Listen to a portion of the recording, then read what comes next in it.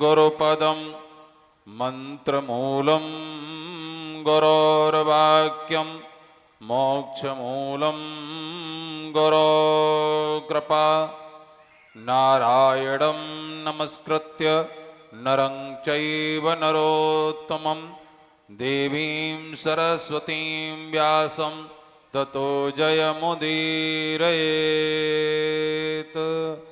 बोली श्री सद्गुरुदेव भगवान की जय।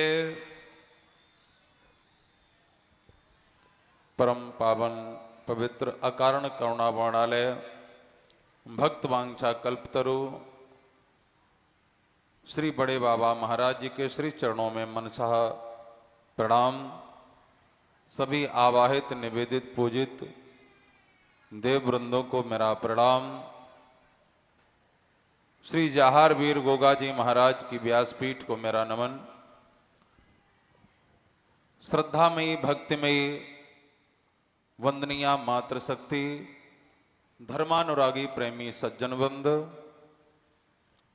एवं इस पावन आश्रम के परमाध्यक्ष आदरणीय श्री जेपी सिंह चौहान महाराज जी, इस जहारवीर गोगा जी महाराज जी की पावन कथा के मुख्य श्रोता के रूप में विराजमान हमारे महाराज जी के बहनोई जी व आदरणीय बहन जी, नन्हे मुन्ने ध्रुव प्रहलाद के समान बालवृंद, मेरे सभी संगीत के मर्मज्ञ आचार्यजन, बस सभी सुधी श्रोतावृंद, एक बार पुनः प्रेम से अपने मन को एकाग्र करने के लिए जयकारा लगाएंगे। बोल श्री बड़े बाबा महाराज की। थोड़ा जोर लगा के उत्साह से बोलोगे तो 5 मिनट लूंगा, धीरे धीरे बोलोगे तो कम से कम 10 मिनट और बैठना पड़ेगा। फैसला आपके हाथ में है। बोल श्री वृंदावन बिहारी लाल की। भरत सेठ जी ने हमारे हाथ तो बहुत ऊंचे किए लेकिन आवाज बहुत कम लगाई। हाँ भाई, हमारे छोटे सिंह ठाकुर साहब बगल में बैठे, थोड़ा सहारा कर दिया करो। आइए, कुछ कहने सुनने से पूर्व अपनी मन की एकाग्रता के लिए 2 मिनट हरि नाम संकीर्तन, तत्पश्चात कुछ विशेष सूचना, विशेष निवेदन। भज गोविंद गोविंद गोपाला, भज गोविंद गोविंद गोपाला, भज गोविंद गोविंद गोपाला, भज गोविंद गोविंद गोपाला। मेरा मुरली मनोहर नंद लाला, मेरा मुरली मनोहर नंद लाला, मेरा मुरली मनोहर नंद लाला, मेरा मुरली मनोहर नंद लाला। भज गोविंद गोविंद गोपाला, ओ भज गोविंद गोविंद गोपाला। श्री राधे।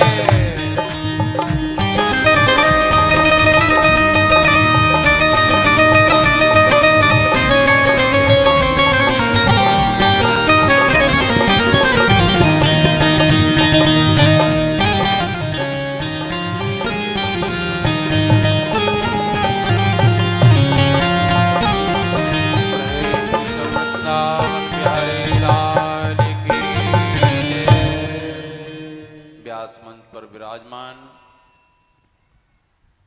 पूज्य व्यास जी महाराज की श्री मुखार बिंदु से बड़ी ही सरल सरस मधुर कथा का अमृतपान आप कर रहे थे।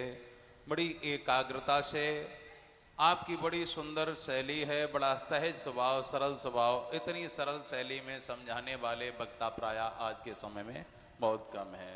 बच्चे लोग, आपसे निवेदन है कृपया सावधानी से बैठेंगे, सुनोगे भी नहीं, सुनने नहीं दोगे, ठीक है?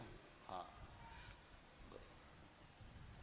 जैसा कि आप लोग पिछली वर्ष भी इन्हीं व्यास जी महाराज जी के श्रीमुख से आपने कथा सुनी थी। हम जब आए तो सबने प्रशंसा की, बोले नहीं बहुत सुंदर कथा करते हैं।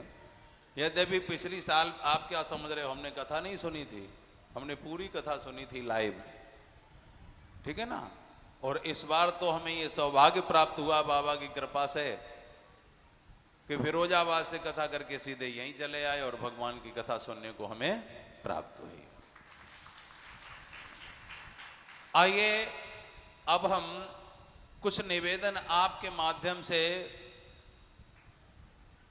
समस्त प्रदेश व देशवासियों को देने जा रहे हैं, क्योंकि श्री जेपी सिंह चौहान महाराज जी जो यूट्यूब चैनल है, इसके माध्यम से न जाने कहां कहां के भक्त इस कथा का श्रवण लाभ प्राप्त कर रहे हैं। तो विशेष जो लोगों के मन में एक भ्रांति रहती है कि महाराज जी ये बड़े बाबा महाराज जी कौन हैं, बड़े बाबा महाराज कौन हैं, ये बेरनी धाम कहां पर है, आखिर बेरनी धाम नाम क्यों पड़ा और इसका क्या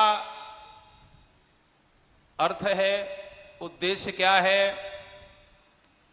तो मैं आपको बता दूं, शायद आप बेरनी धाम के सभी लोग मुझे कितनी वर्ष से जानते हैं आप, बहुत लंबे समय से।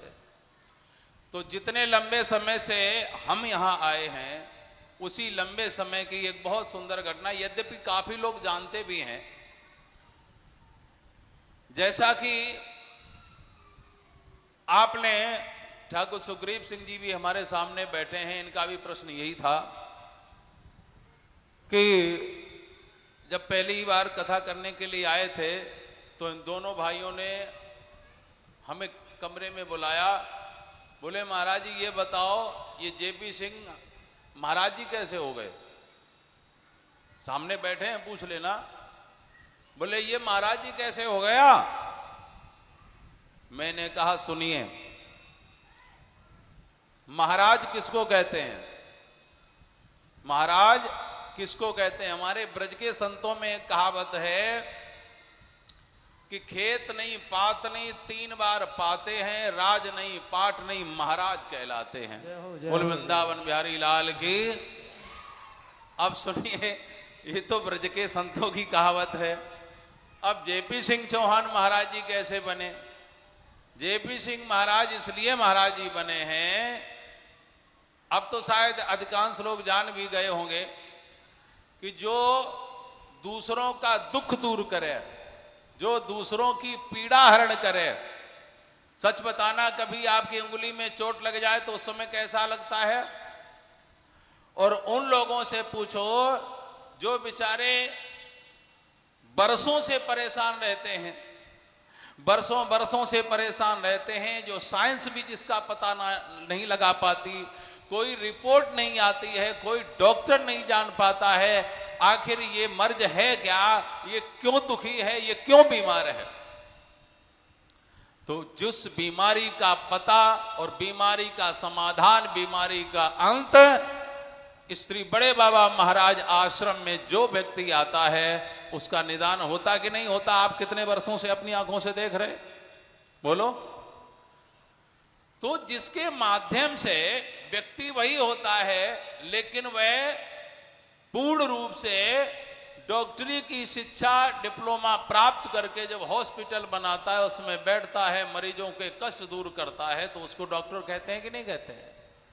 तो इसी प्रकार से जो लोगों के दुख दूर करे, लोगों की पीड़ा हरण करे, यहाँ रोते रोते आए, हंसते हंसते भेजें, ये करुणा कृपा के द्वारा जो श्री बड़े बाबा महाराज जी की करुणा कृपा है, इसलिए जेपी सिंह महाराज जी कहलाए। दूसरा, हम तो कहते हैं महाराज जी, इनको कहना तो हमें बहुत हल्का लगता है, इनको महात्मा कहा जाए तो कम नहीं है। महात्मा उसको कहते हैं जिसकी आत्मा महान हो, जो औरों का दुख दूर करे, औरों की संपूर्ण प्रकार से रक्षा सुरक्षा करे, औरों का संपूर्ण प्रकार से हित करे, उसको कहते हैं महात्मा। वृक्ष कबहू नहीं फल भखे नदी न संचय नीर और परमारथ के कारणे संतन धरा शरीर। जो परोपकार के लिए अपना जीवन समर्पित कर दिए उसका नाम है महात्मा, उसको कहते हैं महाराज। आइए अब आपको बता दें इस आश्रम का निर्माण और इनको ये प्रेरित किसने किया। हम लोग कहीं से आ रहे थे, हम लोगों ने अपने यूपी के कई जिलों में भिक्षाटन किया था। सेठ जी सुन रहे मेरी बात को ध्यान से। हम लोगों ने इस आश्रम निर्माण के लिए 1 रुपए की भिक्षा मांगना शुरू किया था और उसमें सबसे बड़ा बाबा का भिखारी और सबसे बड़ा बाबा का भिक्षुक आपके सामने बोल रहा है। सबसे पहला सिक्का, पहले सबसे पहला रुपया हमने ही मांगा था बाबा के इस आश्रम के लिए, जिस आश्रम में आज आप बैठे हो। हम लोग भिक्षा करके, गंगा स्नान करके, पूजा पाठ करके कई दिनों का सफर तय करते हुए जब हम यहाँ आए तो शाम के वक्त जब हम ऊपर मकान में चढ़ रहे थे तो हमें किसी के रोने की आवाज आई, और ऐसे नहीं रोने की आवाज आई कि बहुत बेचैन होकर के, व्याकुल होकर के कोई रो रहा था।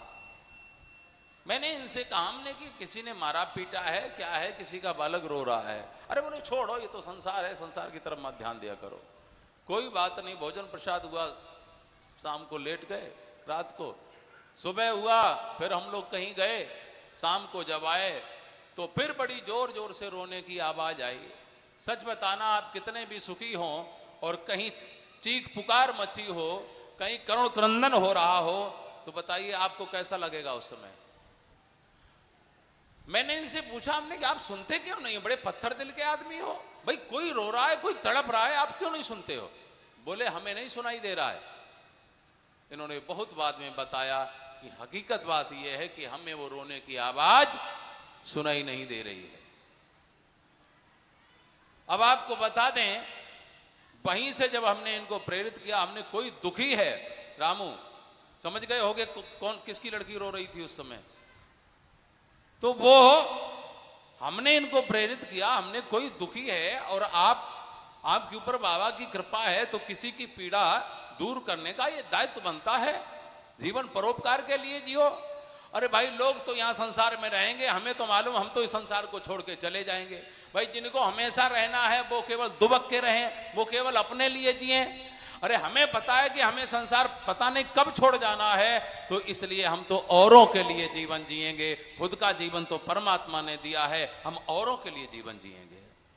जब हमने इनको प्रेरित किया, जब प्रेरित किया और प्रेरित करने के बाद में फिर जो है वो व्यक्ति इनसे आया, मिला, मिलने के बाद में उसने अनुनय विनय की, तब जाकर के इन्होंने यहाँ बाबा की चौकी लगाना शुरू किया। और तब से आप लोग प्रत्यक्ष प्रमाण हैं, ये हमें कहने की जरूरत नहीं है। इस आश्रम में कहाँ कहाँ के कितने कितने लोगों का दुख दूर हुआ है, आप प्रमाण हैं। बोलो हुए कि नहीं। अरे जोर से बोलो ना, ये क्या मिट्टी के गढ़े बैठे हैं क्या? इनमें से कौन बाबा के भक्त नहीं है? बाबा के कौन कौन भक्त हैं, जरा हाथ उठा के बताइयो।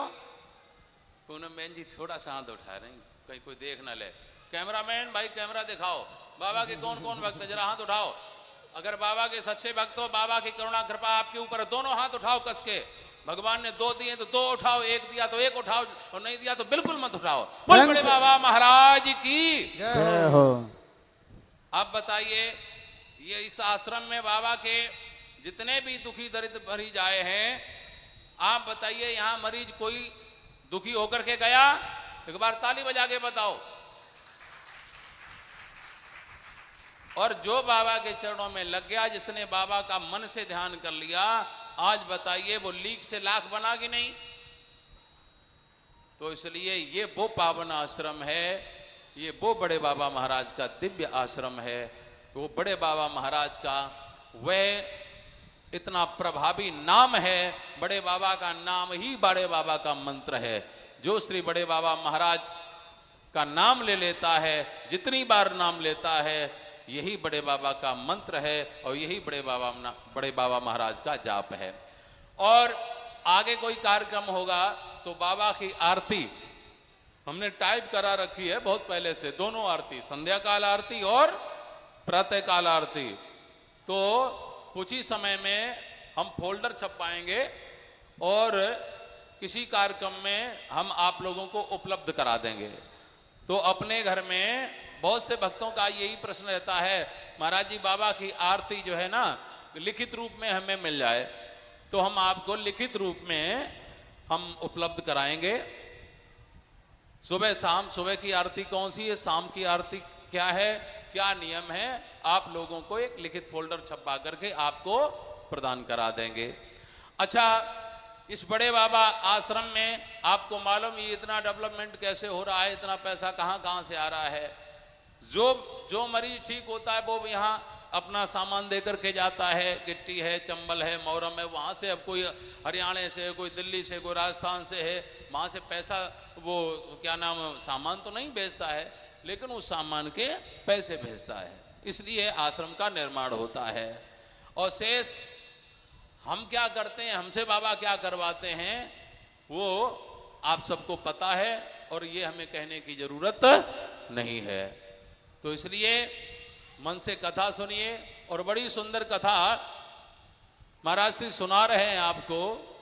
और अब कथा का तो विषय हम नहीं छेड़ेंगे, क्योंकि कथा तो आप सुना ही रहे हैं, इतनी सरल शैली में सुना रहे हैं, इतनी सहज शैली में। ऐसे कथा व्यास प्रायः बहुत कम हैं आज के समय में। और कथावाचक एक महापुरुष होते हैं, ठीक है, समाज के गुरु होते हैं, जो समाज का दिग्दर्शन कराते हैं, कुरीतियों को रोकने का काम करते हैं, है ना। तो बहुत सुंदर महाराज श्री कथा सुना रहे हैं। आप भी 12-1 बजे से बैठे होगे, बहुत समय लग गया आपका। इन्हीं शब्दों के साथ में मेरी वाणी का विराम। बोल श्री बड़े बाबा महाराज की।